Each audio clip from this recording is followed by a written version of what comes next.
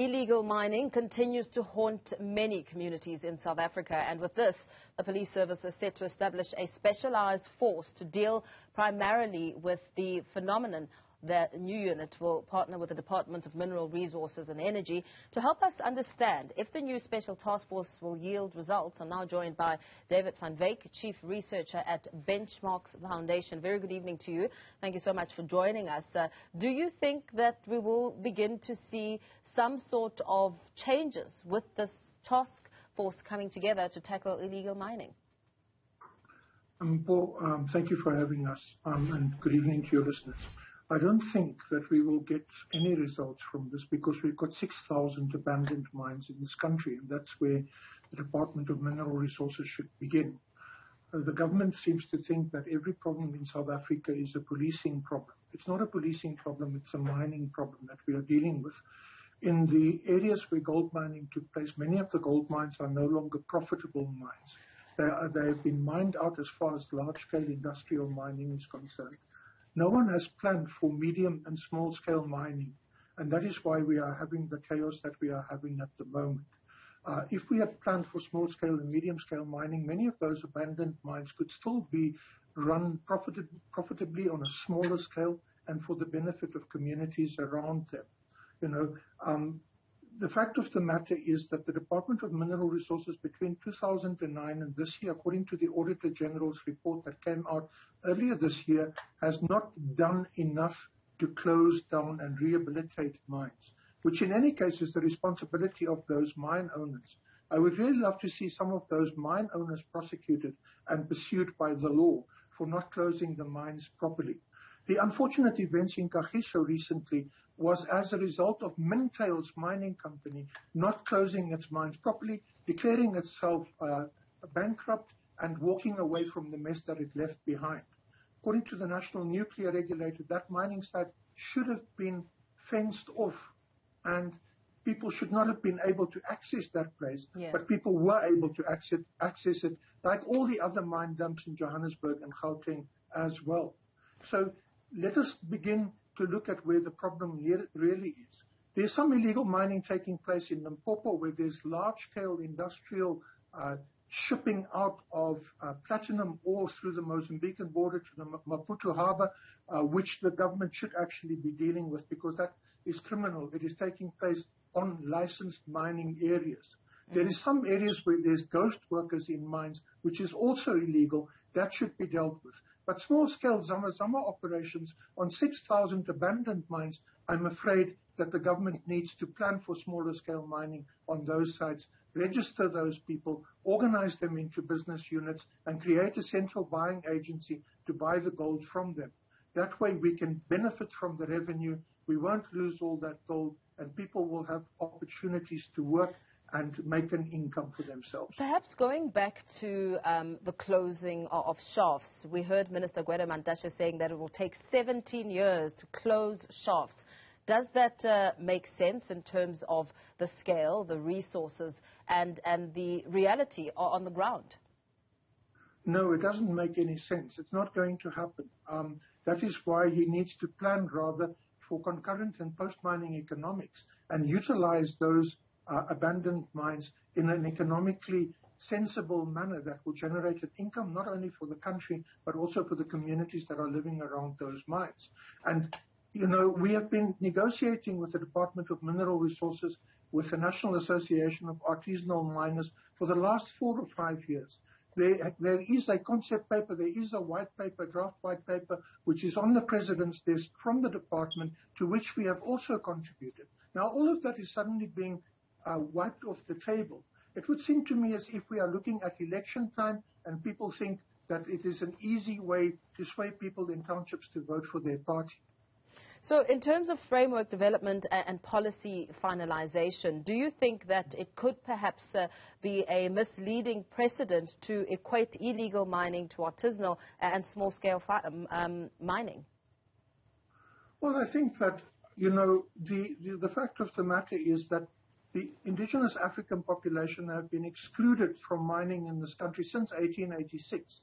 Now when people come back as small-scale miners, and they were small-scale miners for hundreds of years before industrial mining came to this country, now we want to create a situation where, again, people will be excluded from that process. Fact of the matter is we need to work out an inclusive process that involves communities, former mine workers who were also abandoned with their mines. People talk about the abandoned mine sites. People don't talk about the retrenched abandoned mine workers that don't have enough money to go back to Mozambique, that don't have enough money to go back to Swaziland, that don't have enough money to go back to Lesotho. And of course, then we also talk about all those people whose health and so on was impacted by the large-scale industrial mines, who can't get hold of their pensions and so on, because these things are all locked up in large funds. The mine closure fund, 50 billion rands, is locked up in a fund manager or managed funds where the private fund managers don't want to disburse this money because they're making a profit from it.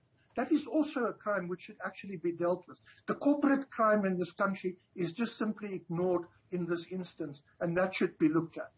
Considering the shortage of human resources and your views on the police's capability in dealing and tackling illegal mining, do you think perhaps with the start of this task team that, the focus, where do you think perhaps the focus should lie as the police begin to slowly try and curb the impact of illegal mining, not only on the industry in itself, but for the communities that are surrounded? Well, I think that first and foremost, I've worked for small-scale miners for the last 10, 15 years. I've never carried a gun. I never had a security company with me when I did so, and I've never been threatened by them. Now, the second point that I would like to make is simply this. The police are involved with the syndicates that take the gold off these small-scale miners. And no one is talking about dealing with the syndicates. So the only thing that this policing action will do is it will drive up the price of gold that is coming out of these operations, and that increased price will go to the syndicates and not to the people who are doing the actual digging.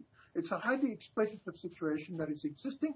The police must admit that they are involved in it, and some senior politicians and so on must also actually come clean and indicate their involvement in this whole thing as well.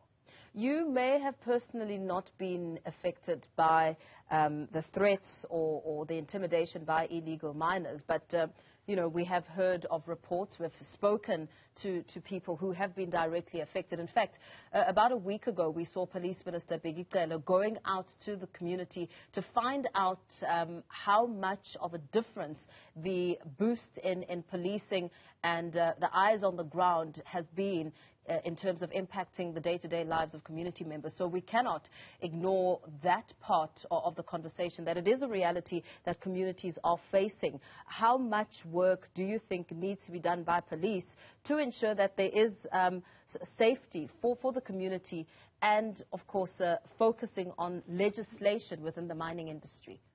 Well, if we register these small-scale miners and organize them into business units, and if we take out the syndicates, including the police personnel who are involved with syndicates, and we create a centralized buying agency with offices all over the reef where gold is being mined, we can actually eliminate the crime around this thing, when communities are easily able to identify these people and so on.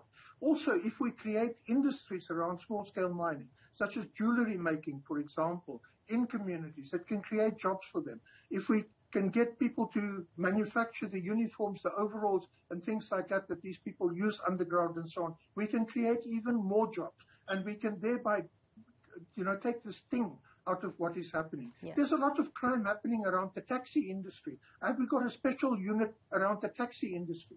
The small-scale mining industry is just as competitive as the taxi industry is, hence the violence and conflict that is there, and the lack of regulation contributes to that fact. We are going to have to face this at some point, and no amount of policing is going to stop it.